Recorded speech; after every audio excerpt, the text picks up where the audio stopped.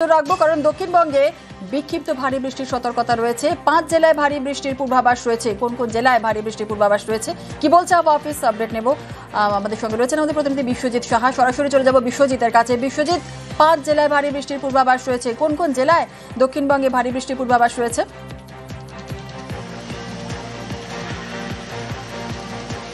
আজও কাল ভারী বৃষ্টি বিক্ষিপ্তভাবে হবে দক্ষিণবঙ্গের বেশ কিছু জেলাতে, তবে উপকূলের জেলাগুলিতে আবহাওয়ার কিছুটা উন্নতি হবে এবং ক্রমশ সরে যাবে পশ্চিম এবং উত্তরবঙ্গ লাগোয়া যে জেলাগুলি রয়েছে।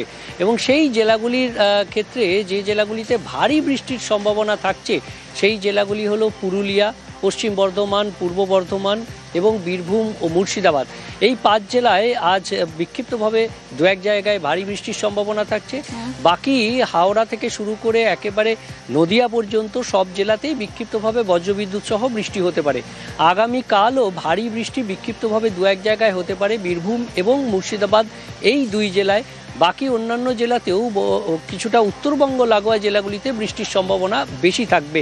অর্থাৎ দক্ষিণবঙ্গে উপকূল সহ বেশ কিছু জেলাতে আবহাওয়ার কিছুটা উন্নতি হবে আগামীকাল থেকে, আরও কিছুটা উন্নতি, এবং 2 তারিখ অর্থাৎ শনিবার রবিবার থেকে আবহাওয়ার অনেকটাই উন্নতি হয়ে যাবে, এমনটাই জানাচ্ছে আলিপুর আবহাওয়া দপ্তর। মৎস্যজীবীদের জন্য আজও সতর্কবার্তা রয়েছে, আগামীকাল থেকে সেই সতর্কবার্তা আর থাকবে না, এমনটাই জানাচ্ছে আলিপুর আবহাওয়া দপ্তর। শুনেলাম।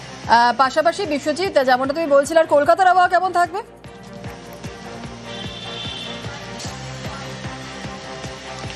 কলকাতার আবহাওয়া স্বাভাবিকভাবেই আজ সকালবেলা রৌদ্রোজ্জ্বল আবহাওয়া রয়েছে, তবে আজও বৃষ্টিপাতের সম্ভাবনা থাকছে।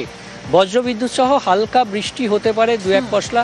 যেমন ইতিমধ্যেই আবহাওয়া দপ্তর সতর্কবার্তা দিয়েছে হাওড়া, পূর্ব মেদিনীপুর এবং পশ্চিম মেদিনীপুর আগামী 2 ঘন্টার মধ্যে সেখানে বজ্রবিদ্যুৎ সহ বৃষ্টির সম্ভাবনা রয়েছে। এরকম বিক্ষিপ্তভাবে হালকা 2-1 পশলা কিছু সময়ের জন্য বৃষ্টি হওয়ার সম্ভাবনা থাকছে আজ এবং আগামীকাল। এবং একইভাবে আজ বৃহস্পতিবার, শুক্রবার, শনিবার থেকে আবহাওয়ার উন্নতি একেবারেই হবে, অর্থাৎ রৌদ্রোজ্জ্বল আবহাওয়া থাকবে এবং বৃষ্টির সম্ভাবনা কমে যাবে কলকাতাতেও শনিবার থেকে, এমনটাই জানাচ্ছে আলিপুর আবহাওয়া দপ্তর। অর্থাৎ মান্থার যে প্রভাব, সেই প্রভাব।